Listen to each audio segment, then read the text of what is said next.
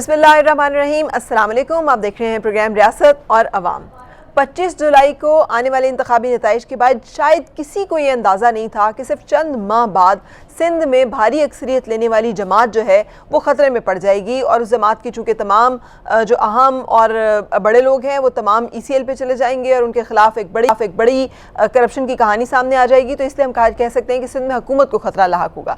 Peoples party ने मार्च 2018 में senate इंतखाबात में मुस्लिम लीग नून की गैर मशरूत हमायत की यकीन दहानी के बावजूद नून की जो हुकूमत है सेनेट में उसको तब्दील करने में साथ दिया था PTI का और सादिक संजरानी को चेयरमैन सेनेट बनवाया था। ये वो हकाइक है जो कि पाकिस्तान पीपल्स पार्टी के तारीखी तौर पर हमारे सामने है। इस दौरान मियां नवाज शरीफ के खिलाफ बनने वाली GIT और उसकी जो प्रोसीडिंग्स आई थी और उनके खिलाफ जो अदालती फैसले आए थे उस पर भंगड़े भी डाले गए थे, ये भी ऑन रिकॉर्ड है। इंतखाबात तमाम जमातें जिसमें कोई एक भी जमात ऐसी नहीं थी जो कि धांधली का इल्ज़ाम ना लगा रही हो और जो असेंबली में जाने के लिए तैयार हो, लेकिन आसिफ जरदारी साहब की ही मशवरा था और उन्हीं के कहने पर तमाम जमातें जो हैं वो असेंबली में गईं। APC जब बनी थी तो APC के अमल में मौलाना फजल रहमान को वहाँ पर भी नाराज़ किया गया। फिर दूसरी दफ़ा जब सदारती इंतखाबात की बात हुई तो पाकिस्तान पीपल्स पार्टी ने अपना कैंडिडेट खड़ा कर दिया था, जिसकी वजह से अपोजिशन के जो वोट्स हैं वो तकसीम हो गए थे और बड़ा ईजी एक्सेस मिल गई थी और ईजी वे मिल गया था पाकिस्तान तहरीक इंसाफ को अपना सदारती इंतखाब और उम्मीदवार जो है वो लाने का। ये तमाम वो हकाइक है। इसके अलावा वज़ीर-ए-आज़म के इंतखाब भी हमारे सामने है कि वज़ीर-ए-आज़म के इंतखाब में भी उन्होंने शहबाज शरीफ को वोट नहीं दिया था और उससे पहले भी वो मुकर गए थे अपने वादे के जो कि उन्होंने किया था और उस वादे के मुताबिक उन्होंने वज़ीर-ए-आज़म के इंतखाब में शहबाज शरीफ को वोट देना था।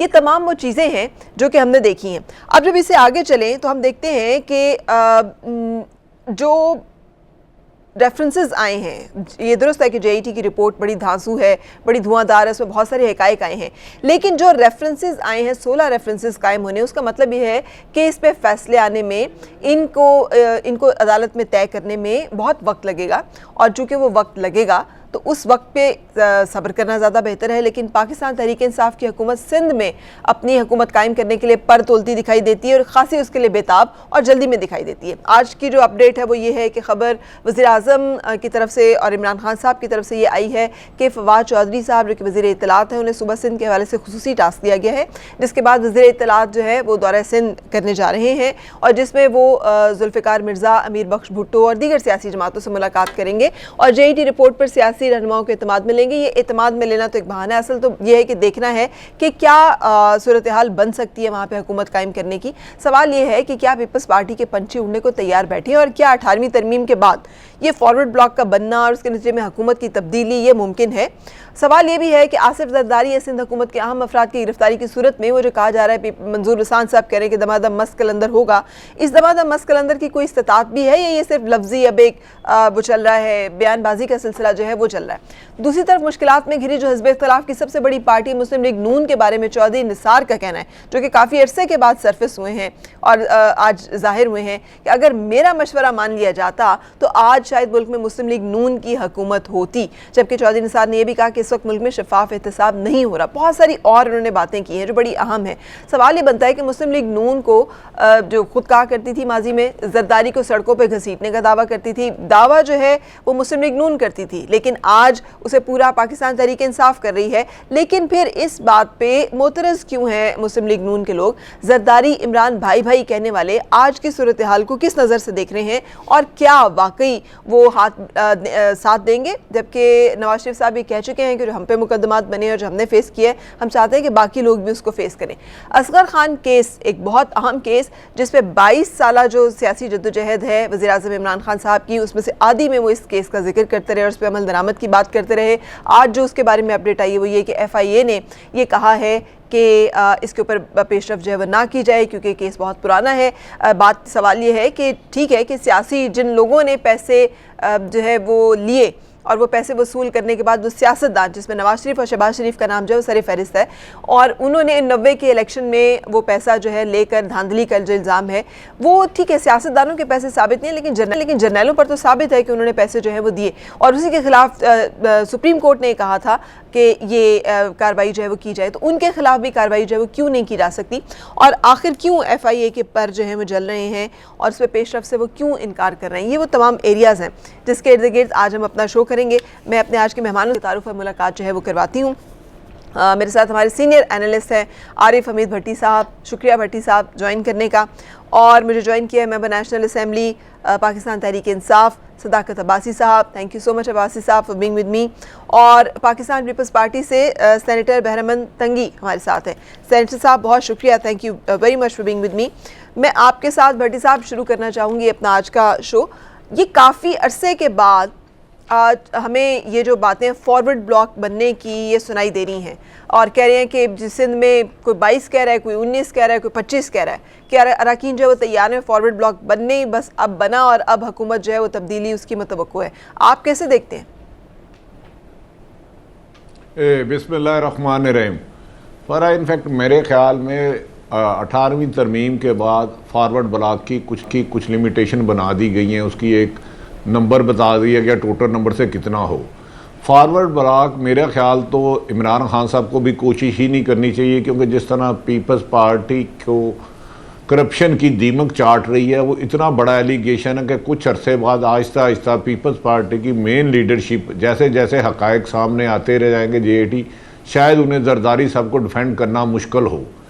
बेहतर ये है कि उधर पीपल्स गवर्नर राज लगाने की गलती करने की बजाय या उनकी हुकूमत तोड़ने की बजाय गुड गवर्नर्स के ज़रिए लोगों को एजुकेशन तालीम और जो इमरान खान साहब दावा करते थे कि पूर्व में निज़ाम तालीम एक होगा उन पर फोकस किया जाए, महंगाई पर कंट्रोल किया जाए।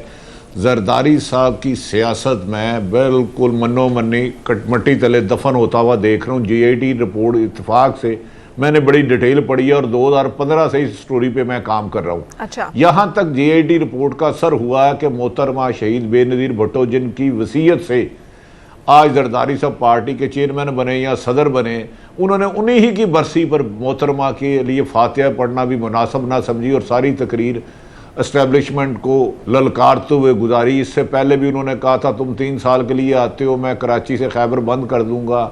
ये फैक्ट्स नहीं है। अब हालात उस तरह नहीं रहे, ये दोनों जमातें इकट्ठी भी हो जाए और अगर लेकिन एहतसाब कराची बोर्ड, मैंने शर्त की कराची बोर्ड एहतसाब करे तो मेरा ख्याल है ये दोनों जमातें अवाम को सड़कों पर नहीं ला सकती, क्योंकि अवाम अब किसी एक शख्स के लिए सड़कों पर नहीं आएगी। जब भी आएगी अपने हकूक़ के लिए आएगी। तो इन दोनों जमातों ने 20 से 25 साल इक़्तिदार कर लिया है। पहले उसका तो हिसाब दें कि उन्होंने जब माजी में मिला था क्या थर में पानी मिल गया। कराची में आज भी पानी की बूंद बूंद से लोग तरस रहे हैं और लाहौर पंजाब में भी यकीनन ऐसा ही हाल है। और इमरान खान साहब मेरा ख्याल है डिलीवर करने की बजाय एहतसाब को फोकस करें, एहतसाब सेल तक महदूद रहने दें और अपनी कारकर्दगी बेहतर करनी चाहिए। ठीक है, तो आपको नहीं लग रहा कि सिंध में कोई जल्द तब्दीली जो है मतवक्को है, जिसका बड़े ये जोर शोर के साथ पूरे पाकिस्तान तहरीक इंसाफ जो इस वक्त ऐलान करती नजर आ रही है, शद्दात वो इस पर हैं कि हम तो हुकूमत तब्दील करने जा रहे हैं, आपको नहीं नजर आ रहा? इसका हकायक से कोई वास्ता नहीं। मैंने सिंध में बहुत सारे लोगों से बात की है, पीपल्स पार्टी भी और PTI जो खुद मायूस है, कह रहे हैं हमारे पास इतना स्कोर है ही नहीं। देखें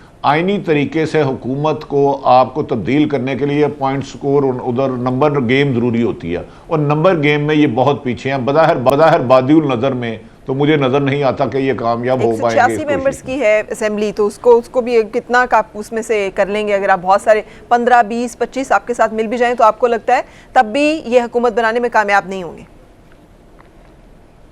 नहीं, यकीनन नहीं होंगे। आप इनका पॉइंट अपना नंबर देख लेना, PTI का नंबर कितना है। MQM खुद इनसे नाराज है, बज़ाहिर इनकी इत्तेहादी जमातें हैं और जिन बैसाखियों की वजह से वो साथ खड़ी है वो सबको पता है।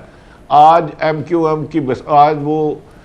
MQM और अख्तर मैंगल को थोड़ा सा पीछे कर दिया जाए तो शायद PTI के लिए अपनी हुकूमत को बचाना बड़ा मुश्किल होगा। वो तो इनकी खुशकिस्मती है कि अपोजिशन की दोनों बड़ी जमातें करप्शन की दलदल में इतना धंस चुकी हैं कि इनकी खुद आवाज़ें बाहर नहीं आ रही, वरना इमरान खान साहब की कारकर्दगी तो कोई काबिल जिक्र नहायत एहतराम के साथ नहीं है। बिल्कुल सही। इम्तियाज़ शेख साहब ने हमें ज्वाइन किया है, सूबाई वज़ीर है पाकिस्तान पीपल्स पार्टी के। इम्तियाज़ शेख साहब, यही सवाल जो मैं उनसे कर रही हूँ भट्टी साहब से आपसे भी करना चाहूँगी। आज बड़ी गर्मा गर्म खबरें आ रही थी कि कोई 20-25 लोग forward block peoples party patriot type का सीन वही जो हमने पहले भी देखा हुआ है, तो आपको भी लग रहा है कि इसमें कोई सदाकत है, सच्चाई है? भट्टी साहब ने बहुत ही सही किस्म का तज्जिया किया अभी, लेकिन ये तो मतलब इस तरह ही है कि जिस तरह सिंध में तब्दीली की बात करना बिल्ली को ख्वाब में चिचड़े नजर आ रहे हो। अब PTI के दोस्तों की अपनी तादाद देख लें, उनकी चीजें देख लें और मतलब उनके कोई लीडरशिप यहाँ देख लें, वो बैठ के पीपल्स पार्टी को तोड़ के और फॉरवर्ड ब्लॉक बना के गैर आईनी तरीके से इस तरह की बात, ये तो पॉलिटिक्स में 9 वार भी होते हैं, उस तरह की वो बात कर रहे हैं। अब आईनी तौर पे तो ये मुमकिन नहीं है, और ये मतलब किसी तरीके से भी, और गवर्नर रूल भी मुमकिन नहीं है आईनी तरीके से। जब तक असेंबली रेजोल्यूशन पेश नहीं करती उस वक्त तक गवर्नर रूल नहीं लग सकता। ये आइन में लिखा हुआ है, मैं नहीं कह रहा हूँ। तो मतलब उसके बाद इस तरह की बातें करना, ये उनकी दिल की ख्वाहिश तो जरूर हो सकती है। लेकिन आपको याद है पाकिस्तान पीपल्स पार्टी ने भी तो 2009 में लगाया था ना, और बहुत कोशिश चाहिए। 2009 में आपने भी तो गवर्नर राज लगा दिया था जब नवाज शरीफ साहब अदलिया बहाली तहरीक का हिस्सा बनने चले थे। वो उस वक्त किया था, उस वक्त ये आइन 18वीं तरमीम नहीं हुई थी। ठीक है, उस वक्त ये चीज हुई थी, उस वक्त होती थी। ये शायद वो दोबारा वही सियासत शुरू करना चाहते हैं। ठीक है, जो कि मतलब जोड़ तोड़ की सियासत, खुद उनकी हुकूमत बेसाखियों पे चल रही है। कोalition गवर्नमेंट है मरकज में, खुद हुकूमत उनसे संभल नहीं पा रही, काम उनके हो नहीं रहे, मसले मसाइल ब्यूरोक्रेसी उनसे ताउन नहीं कर रही, क्योंकि ब्यूरोक्रेसी को भी मतलब डील करना उनको नहीं आता। तो मतलब अभी वो फिर सिंध की तरफ नजर दे रहे हैं। लेकिन मैं इनको बता दूं कि सिंध के अवाम के मैंडेट पे डाका नहीं डाल सकते वो, उनमें न तो मतलब इतनी हिम्मत है और न ही मतलब इस तरह की चीज सिंध के लोग अपने हकूक पर किसी का डाका डालते हुए देख के किसी को मतलब वो छोड़ देंगे। बर्दाश्त कर, ठीक है। सिंध इस वक्त बिल्कुल लोगों, सिंध के लोग जो हैं बिल्कुल बाशऊर हैं, वो देख रहे हैं। उन्होंने वोट दिया है, वोट के जरिए पाकिस्तान पीपल्स पार्टी की गवर्नमेंट वजूद में आई है, और मतलब पहले से ज्यादा वोट लेकर आई है, पहले से ज्यादा सीटें लेकर आई है। बिल्कुल ठीक। तो मतलब अभी मुखालिफिन जो कुछ भी कहें, लेकिन एक बात तय है कि यहाँ कोई ना फॉरवर्ड ब्लॉक बन रहा है, और एक आदमी का तो नाम बता दें फॉरवर्ड ब्लॉक में कौन, एक बता दें। चलिए सदाकत अब्बासी साहब से पूछते हैं, बाकी हम खुद उनको दे देंगे। ठीक है सदाकत अब्बासी साहब, वो कह रहे हैं एक आदमी का तो नाम बताएं, आप लोग कह रहे हैं कि हम हुकूमत बनाने जा रहे हैं, और दूसरा वज़ीर आला सिंध की बरतरफी का या उनको खुद ही से इस्तीफा दे देना चाहिए मुतालबा करते नजर आ रहे हैं, दिखाई दे रहे हैं।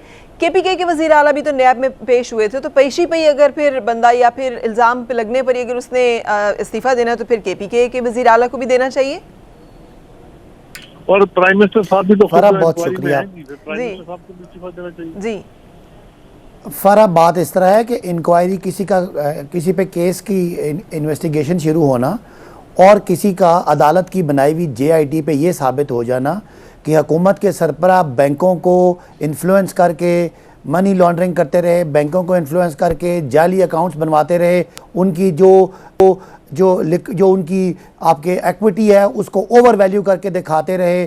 तो ये, और एक तरफ यानी एक ग्रुप है जिसको हुकूमत मिलने के बाद उसके एसेट्स की कीमत बहुत थोड़ी सी थी और उसके असासे और कंपनियां हुकूमत में बढ़ना शुरू हो जाए, उनके उस ग्रुप से पैसे फेक अकाउंट्स में जाएं, फेक अकाउंट से हुकूमती शख्सियात की तरफ आएँ, आपकी जो डेवलपमेंट अथॉरिटीज़ हैं उनकी ज़मीनें लैंड माफिया को हज़ारों एकड़ उनके नाम जाएं। लेकिन अभी ये सारा नुकसान किसका होता रहा? फरा अभी तो ये तहकीकात की स्टेज पर है ना, नुकसान उस सिंध का होता रहा, उस सिंध धरती का होता रहा जहां बच्चे खुराक ना होने की वजह से 650 बच्चे मर जाते हैं इस साल में। तो ये जो बातें कर रहे हैं, हमें बिल्कुल इनके मैंडेट का एहतराम है। हमें एक बात है कि जो अदालतों को प्रोसिक्यूशन के प्रोसेस में, इंसाफ के असूल में, गवाहियों में, एविडेंस में जो हुकूमत का किरदार है, अगर सिंध हुकूमत करती है तो कोई ख़तरा नहीं है।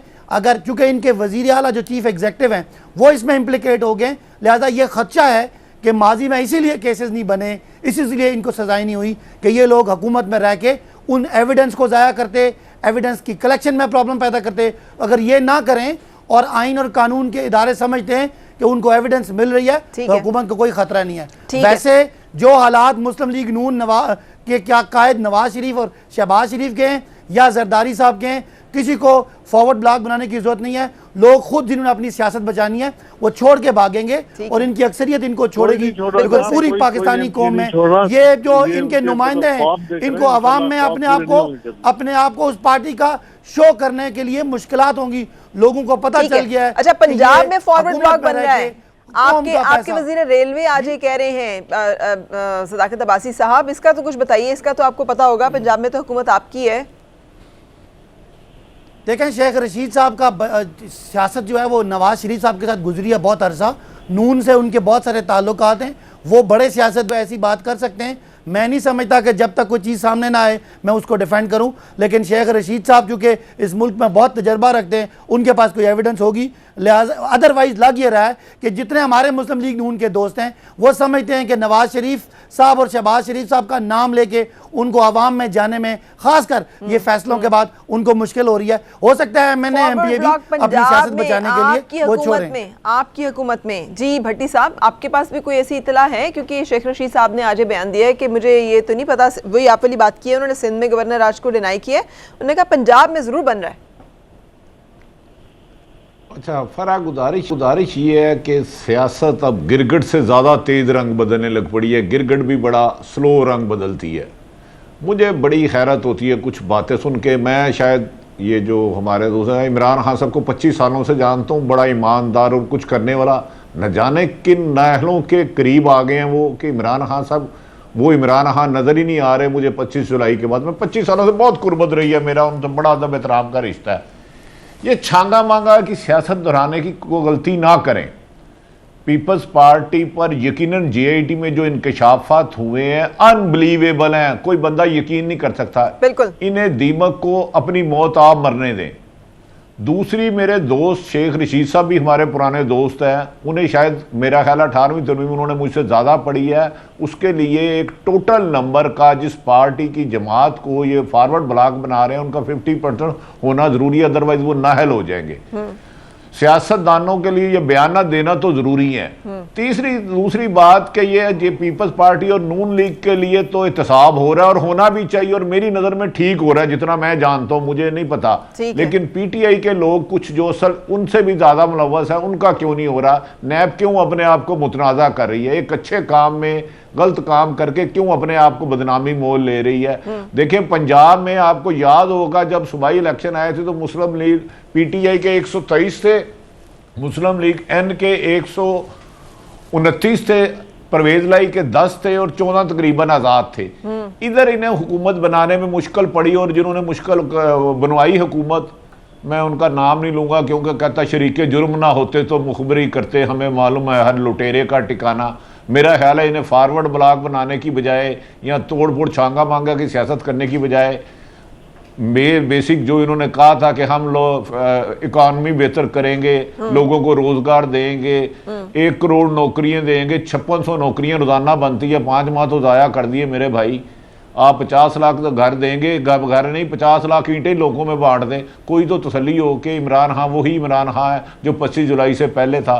पता नहीं किन एडवाइजरों के हाथों इमरान आपको पता है बीबीसी ने जो रिपोर्ट आई है, मेरा तो वो दोस्त है, मैं उसका वेल विशर हूं। बीबीसी की जो रिपोर्ट है उसके मुताबिक ये जो आपने नौकरियां और 50 लाख घर और 1 करोड़ नौकरियों की बात की, बीबीसी की रिपोर्ट ये कह रही है कि कराची में 25 लाख अफराद बेरोजगार हो चुके हैं अभी तक, और 1 लाख लोग बेघर हो चुके हैं, और 80 फैक्ट्रियां जो है बंद हो गई हैं। ये 2018 के बारे में बीबीसी रिपोर्ट कर रहा है। अब इसके ऊपर बात करेंगे हम, लेकिन ब्रेक पहले लेती हूँ और ब्रेक के बाद हम कंटिन्यू। अच्छा ठीक है, सो चूंकि ब्रेक से पहले मैं इसको कंटिन्यू करते हुए मैं आती हूँ आपकी तरफ। क्या कहेंगे आप हमारे इम्तियाज शेख साहब? हेलो जी सर, आपको मेरी आवाज आ रही है? जी हाँ आ रही है आपकी आवाज। आप ये पूछ रही हैं जो कराची में जो फैक्ट्रियां हाँ ये जो बंद हुई है, बीबीसी की जो रिपोर्ट है। देखिए जी, बीबीसी की रिपोर्ट भी अपनी जगह पे बिल्कुल सही है। यहाँ मतलब जब से ये तहरीक इंसाफ की हुकूमत आई है, यहाँ मतलब पूरे का पूरा सिलसिला ही मईशत का खराब हो गया है। यहाँ मतलब अभी हमारे यहाँ जो इंडस्ट्रियलिस्ट हैं, जो जिनकी फैक्ट्रियां हैं, वो खुद हड़ताल पे हैं और उनकी फैक्ट्रियां बंद हो गई हैं। सीएनजी बंद है, गैस की पूरी पोजीशन खराब है। यहाँ मतलब घरों में गैस नहीं, हजारों लोग बेरोजगार हो गए जो कि सीएनजी स्टेशन पे काम करते थे, डेली वेजेस वाले, और फैक्ट्रियों की बंद होने की वजह से यहाँ बहुत हद से ज्यादा बेरोजगारी बढ़ने का अंदेशा भी है, बल्कि शुरू हो गया है वो काम। ठीक है, तो मतलब ये बात तो आप बीबीसी कह रही है तो हमें तो पता है, हम तो यहाँ बैठे हैं, हम तो रोज कहते हैं। ठीक है, मतलब अभी इनसे ये फराइन है कि 18वीं तरमीम के तनाजुर में बताएं, आपके पास इख्तियारात है सारे। जी वो कह रहे हैं 18वीं साहब इख्तियारात आपके पास है, 18वीं तरमीम जरा डिस्कस करें। हमें तो यही अफसोस है कि जो चीज सिंध में ज्यादा पैदा होती है 70%, उसमें सिंध की कोई नुमाइंदगी नहीं है। सिंध की कोई बात नहीं सुनता, सूबों की बल्कि छोटे सूबों की कोई बात नहीं सुनता। तो हम तो ये उम्मीद कर रहे थे कि ये तब्दीली आएगी। मियां नवाज शरीफ भी बिल्कुल उसी डगर पे चलते थे। और आप कह ये रहे हैं सर कि आप 18वीं तरमीम के बावजूद अपने सूबे में बेबस हैं? 18वीं तरमीम के बावजूद आपका सूबे में इख्तियार नहीं चल रहा उस तरह से, आपकी कोई उसमें आपकी जिम्मेदारी नहीं है? असल में फरहा, मैं एक कमेंट कर लूं यहाँ पे भट्टी साहब के सामने। वो बिल्कुल नाअहल है, काबीना की नाअहल है। फरहा, मैं एक कमेंट कर लूं? उनको पता ही नहीं है कि मतलब किस तरह काम होता है और आ रही हो किस तरह बासी काम करना है और क्या करना है। जी ठीक है। सिर्फ और सिर्फ इस तरह के बयान कि जेल में डालेंगे, बंद कर देंगे, ठीक ये है। कर देंगे, पूरे मुल्क में उन्होंने तबाही कर दी है। हाँ जी जी बासी साहब आप बताइए क्या कहना चाह रहे हैं? इनको बताएं कि 18वीं तरमीम के बाद जितनी डेवलपमेंट के फंड्स हैं वो आपके पास हैं, एजुकेशन, हेल्थ और लोकल गवर्नमेंट आपके पास हैं, लिहाजा जो बेरोजगारी या महंगाई का जो कंट्रीब्यूशन है वो 90% आपकी जो प्रोविंशियल गवर्नमेंट है उसके पास होता है। अगर इस तरह की आपको आज़ादियाँ भी चाहिए कि आप बैठ के पैसों को मिस यूज़ करें तो वो ये इसकी जिम्मेदारी भी आप लें। ये बड़ा आसान है कि ऑपरेशन सुप्रीम कोर्ट के ऑर्डर पे हो और करें आप और इल्ज़ाम आप फेडरल गवर्नमेंट को दें। ठीक है। अच्छा, मैं आरिफ भट्टी साहब, आप सुन रहे हैं सारी तकरार मुसलसल पाकिस्तान पीपल्स पार्टी की तरफ से जो इतराज़ आ रहा है, वो जो कि वफाक वो कह रहे हैं कि हमारे NFC अवार्ड को रोल बैक करने की बात कर रहे हैं, 18वीं तरमीम को की वजह से हमारे ऊपर ये सारी आफत जो है वो टूटी है। आप समझते हैं कि ये बयानिया लोगों में मकबूल हो सकेगा, जबकि JIT की जो रिपोर्ट है वो खुल के सामने आ चुकी है कि कितनी मेगा स्कैंडल, किस तरह से करप्शन की गई, कितने अरबों रुपए लूटे गए और कैसे मुल्क से बाहर भेजे गए? नहीं फरा, ये इनका नैरेटिव नहीं बिकेगा जैसे नवाज शरीफ का नहीं बिका था। मुझे क्यों निकाला भाई, तूने करप्शन इसके लिए की इसलिए निकाला, तुमने अदालत के सामने झूठ बोला इसलिए वो निकाला। देखिए, जुल्फ़िकार अली भट्टो की ये पीपल्स पार्टी है, भट्टो पे करप्शन के एलिगेशन नहीं थे। अगर आप आसिफ अली जरदारी साहब से खुद पूछे कि आपने कभी करप्शन की है तो नहीं की, वो इसकी तरदीद नहीं करेंगे। तो मैं नहीं समझता कि इनके पास अब नैरेटिव बेचने का, अगर PTI बेहतर हिकमत अमली अपनाए, इन्हें अदालतों का सामना करने दे, अदालतों से सजाएं हो। JIT में मैं बताता हूं कि 9 अरब रुपया एक फेक अकाउंट में जाता है। तो जब टीम बनाती है उसको उन्होंने कहा जी किसके साथ किया, उन्होंने एक मुल्क की सिंध की अहम तरीन शख्सियत का नाम लिया।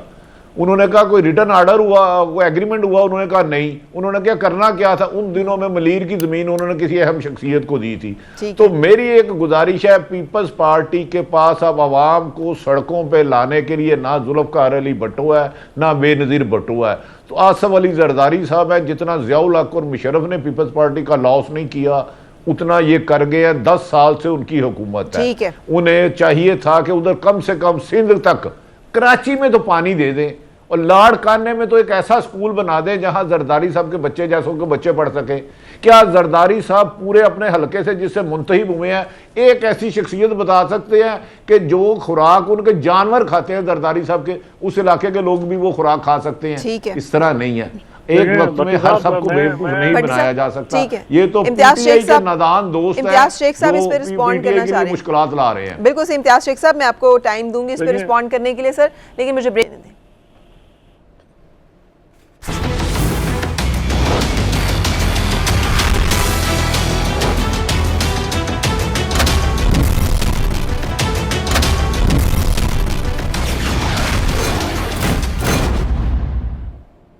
खुश आमदीद। हम आज बात कर रहे हैं हम इस सारी मौजूदा मुल्की सियासी सूरत हाल के हवाले से, और इम्तियाज शेख साहब आप बात करना चाह रहे थे। एक छोटा सा सवाल मैं भी आपसे कर दूं। JIT की रिपोर्ट के मुताबिक सिंध बैंक जो है वो हुकूमत के बजाय फरियाल तालपुर साहिबा को जवाब दे था। उनके मंजूर नज़र लोगों के जो है वो अकाउंट्स खोले जाते थे, और बिलाल शेख जो उसके सदर है उनका एक खत भी JIT की रिपोर्ट का हिस्सा है। तो कैसे डिनाई किया जा सकता है ये करप्शन स्कैंडल्स के साथ, और फिर कैसे इसको नाम दिया जा सकता है 18वीं तरमीम और NFC अवार्ड को रोल बैक करने के, ये कैसे हो सकता है? देखिए जी, एक सबसे पहले तो मैं अपना मोहतरम भट्टी साहब ने एक बात की सिंध की तरक्की के हवाले से और चीज़ों के हवाले से, मैं उनको इतना ज़रूर कहूँगा कि सिंध के लोग बाशऊर लोग हैं, समझदार लोग हैं। वो जो बार बार पीपल्स पार्टी को वोट देते हैं तो मतलब आंखें बंद करके तो नहीं देते, वो देखते हैं क्या तरक्की हुई, कौन उनके साथ है और क्या रोड, रास्ते, अस्पतालें। ठीक है, मैं आइडियल सूरत हाल तो हो सकता है ना हो, पाकिस्तान में कहीं भी नहीं है, लेकिन यहाँ सिंध की सूरत हाल वो नहीं है जो मतलब यहाँ एक परसेप्शन बना दिया गया है कि सिंध में कुछ नहीं हुआ। मैं उनको दावत देता हूँ वो आ जाएं, हम उनको अपने साथ ले जाते हैं, दिखाते हैं, उनको थर भी दिखा देते हैं, उनको शिकारपुर भी दिखा देते हैं, उनको लाड़काना भी दिखा देते हैं।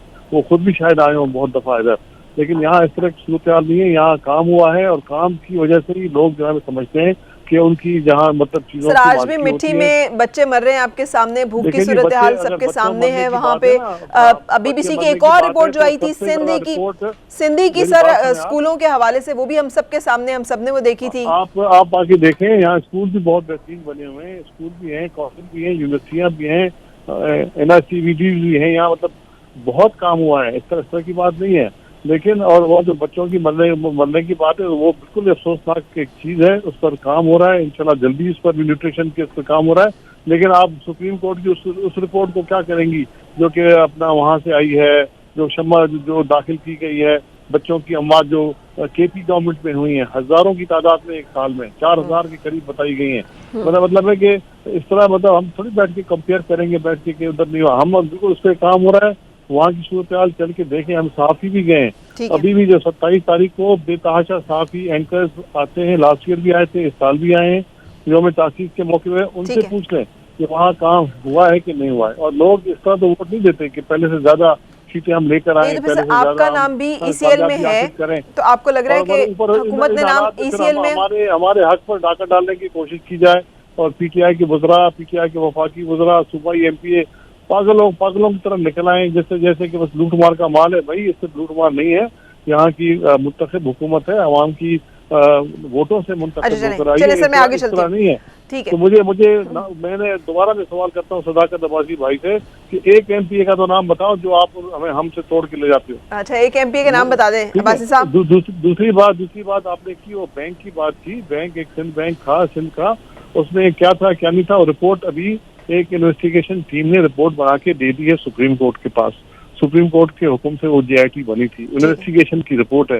अब उसको आने तो दें आगे, हम जो जिनके ऊपर इल्जाम है उनको जवाब तो देने दें। ठीक है, तो मतलब वो JIT रिपोर्ट कोई सुप्रीम कोर्ट का फैसला तो नहीं है। अच्छा, कि मतलब वो चंद लोगों ने फैसला किया, वो अफसरान भी तो मरकजी हुकूम, हमारी जो कंटेंशन है वो ये है कि वो फेडरल गवर्नमेंट के काबिल मुलाजमीन थे जिन्होंने ये रिपोर्ट बनाई है। अब उसको आने दें कोर्ट में। JIT रिपोर्ट पहले भी बनी है, पहले भी कोर्टों ने रद्द किए हैं, कुछ एक्सेप्ट हुई हैं, कुछ रद्द हुई हैं। अब उसको मौका तो देना, जिसको इल्जाम लगा उसको इल्जाम का तो मौका ही नहीं मिला।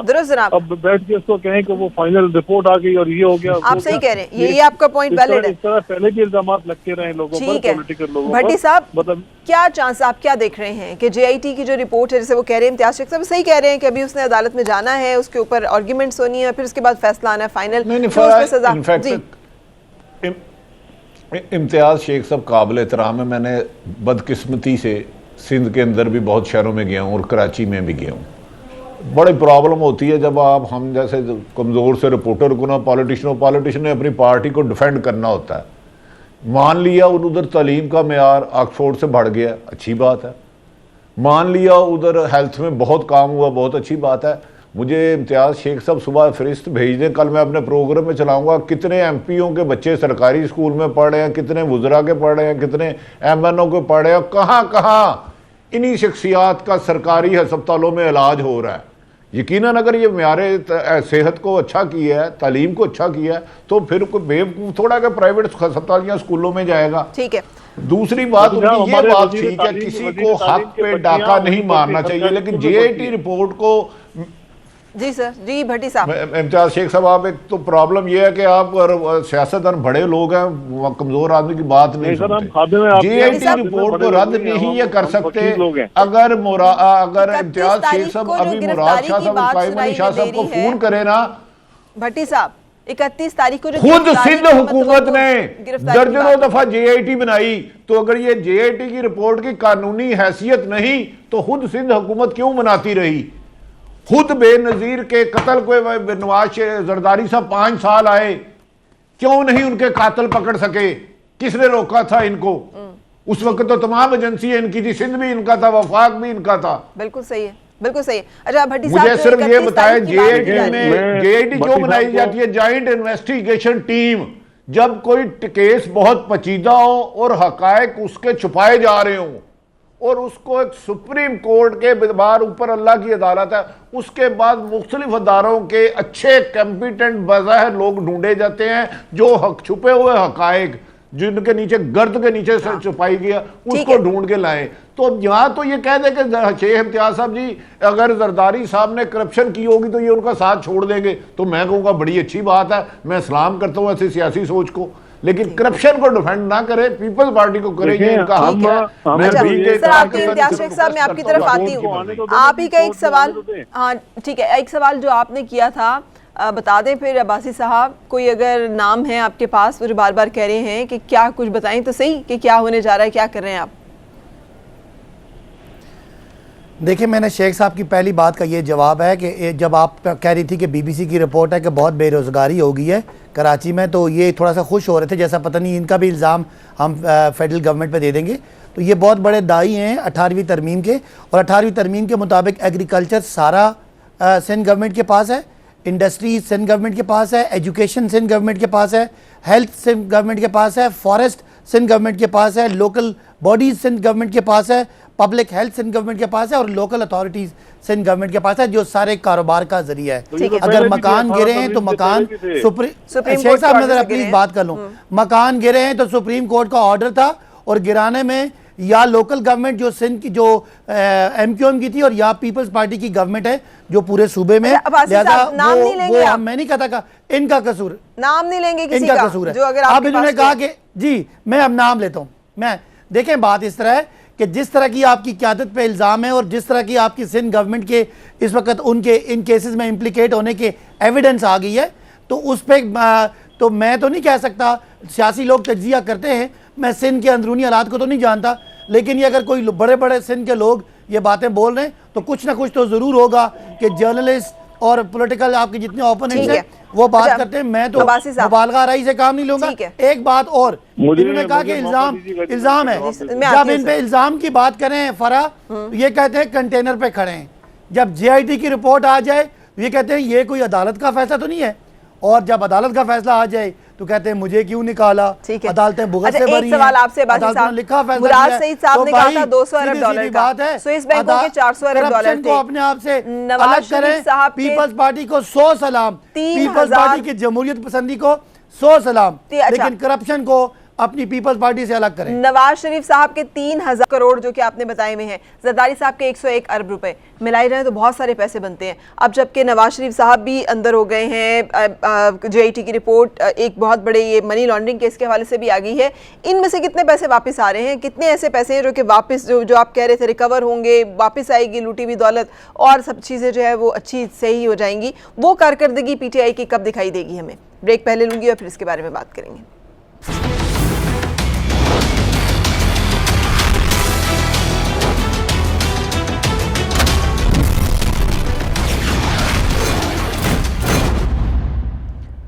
खुश आमदीद, आप देख रहे हैं प्रोग्राम रियासत और अवाम। ब्रेक पे जाते हुए मैंने एक सवाल किया था आपसे अब्बासी साहब कि इतने पैसे जो कि हमें गिनवाए आपने डिजिट्स में।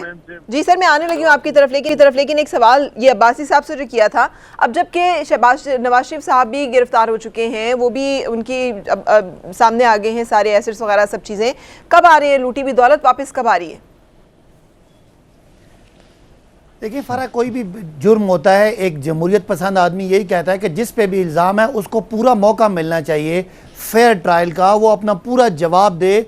जरदारी साहब हमारे लिए ज़ाती तौर पे काबिल एहतराम हैं, उन पे जो इल्ज़ामात आए हैं और जो सबूत आए, अगर वो किसी भी सबूत को चैलेंज करते हैं और वो सबूत गलत साबित होता है, उनको सज़ा नहीं होनी चाहिए। हम उस तरह के सियासी मुखालिफ नहीं हैं कि नवाज शरीफ साहब को और जरदारी साहब को हर सूरत में जेल में देखना चाहते हैं, लिहाजा उनको फेयर ट्रायल का अपॉर्चुनिटी मिले, वो अपने आप को नैब कोर्ट के सामने साबित करें। उसके बाद उनको, मैं यही कह रहा हूँ ना, उन पे जो उनके अपील के ऑप्शन हैं, वो जब अपील के ऑप्शन ख़त्म हो तो उसके बाद उनसे रिकवरी की जाए। अभी तक ये जो केसेस हैं वो तो वो वाले केसेस हैं जो चल रहे हैं। हमारे पास जो हमने स्टोलन एसेट रिकवरी का डिपार्टमेंट बनाया है, वो बड़ी तेज़ी से इंशाल्लाह जो मनी लॉन्ड्रिंग हो रही है और जो बाहर असासे छुपाएं उनकी रिकवरी शुरू करेगा। लेकिन ड्यू प्रोसेस ऑफ लॉ देना हर शहरी का, हर इवन मुजरिम का और मुलजिम का हक है, उसके बाद ये रिकवरी शुरू होगी। लेकिन एक बात मैं बता दूं फरा, आखिरी जुमला, जितना टेरर फैला दिया है ना, अब इंशाल्लाह कोई आने वाले दिनों में कोई मनी लॉन्ड्रिंग का सोचेगा भी नहीं, अगर उसको आसिफ जरदारी साहब का और मियां नवाज ही साहब का जो अंजाम है वो उसके सामने अगर अच्छा इम्तियाज शेख साहब, पीपल्स पार्टी मुतबादिल कोई क़यादत लाने के बारे में सोच रही है सर? देखिए जी, मैं आपको एक चीज जो अपने भाई उनसे पूछूं कि जो भी इन्होंने महकमे बताए, जितने भी महकमे बताए, ये पहले भी 18 तरमीम के बाद भी सूबों के पास थे। ठीक है, ये 18 तरमीम तो मतलब सूबों को ज्यादा अख्तियार देने की बात थी, फाइनेंशियल इकोनॉमी की बात थी, और उनके पास जो उनके जो वसाइल हैं, अपना मदनी वसाइल हैं, जो ऑयल एंड गैस में, उनमें ज्यादा देने की बात थी। और मतलब इस तरह ये जो कानून था अपना जो फ्लोर क्रॉसिंग का, इसमें ये फॉरवर्ड ब्लॉक्स वगैरह पे पाबंदी थी, इस तरह की मतलब बुनियादी चीजें थी, हुकूक थे जो थे सूबों को दिए गए थे, ताकि न कि मतलब पैसों की बात थी, उसमें NFC अवार्ड की बात थी। मेरा मतलब है कि वो चीजें थी जो मतलब बुनियादी सर वो सबको क्लियर है। मैं आपसे पूछूं कि पीपल्स पार्टी इस सारे क्राइसिस के सूरत हाल के बाद सर कोई मुतबादिल क़यादत लाने का सोच रही है? कौन लीड करेगा? अगर आसिफ जरदारी साहब चले जाते हैं, बिलावल भुट्टो साहब का नाम भी ECL पे है, आज बख्तावर का ट्वीट आया है कि सब लोग भी भले हो जाएं तो वो फिर भी हमारी पार्टी जो है वो जीतेगी, तो कौन लीड करेगा? देखिए जी, पाकिस्तान पीपल्स पार्टी अवामी पार्टी है, ये जुल्फ़िकार अली भुट्टो की पार्टी है, शहीद की, ये शहीद बेनज़ीर भुट्टो की पार्टी है।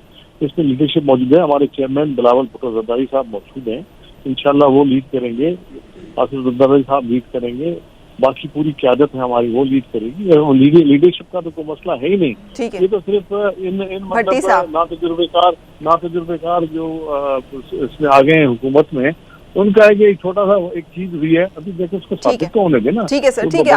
भट्टी साहब ने बिल्कुल आपने सही बात की। मुझे जरा पंजाब की सियासत पे बात करने दीजिएगा भट्टी साहब से। भट्टी साहब, सरफेस करना चौधरी निसार का ये बिल्कुल अचानक इत्तफाकन नहीं है, ये एक बड़ी अहम पेशरफ्त है सियासत में और सियासी मंजरनामे में। मैं तो चौधरी निसार को सीरियस नहीं लेता। चौधरी निसार का वो हिसाब है, एक बंदे ने कहा यार तूने मेरी फिल्म देखी, उसने कहा हाँ मैं देखी, उसने कहा तो आप तो थे ही नहीं, उसने कहा नहीं मैं था, उसने कहा मैंने 2 दफ़ा फिल्म देखी है, उसने कहा नहीं यार आप नहीं थे, मैंने 2 दफ़ा फिल्म देखी है। कहता वो जो जनाजा नहीं जा रहा था, कहता हाँ, उसने कहा वो मेरा था, तो जनाजा नजर नहीं आता दरअसल मैं, लेकिन उसका इस सियासी इलाज से कोई तल्लुक नहीं मेरी इस मिसाल का। चौधरी निसार साहब की बात मानते तो चौधरी निसार साहब अपनी सीट जीत जाते। आज ये जिस JIT को हम डिस्कस कर रहे हैं, 2016 में असम्बली के फ्लोर पर खड़े होकर चौधरी साहब ने कहा था बिलावल और रेयान अली के पैसे इसी केस से गए, ये उसी दौर से JIT शुरू हुई है। अब मुझे बताएं, हमारे दोस्त सियासी रहनुमा जो भी हो नाराज हो जाते हैं, एक तरफ खुद आसिफ अली जरदारी साहब कहते हैं नवाज शरीफ नसूर है, मैं इसके साथ नहीं जाऊंगा। शहबाज शरीफ साहब कहते हैं कि मैं इसको गलियों में घसीटूंगा।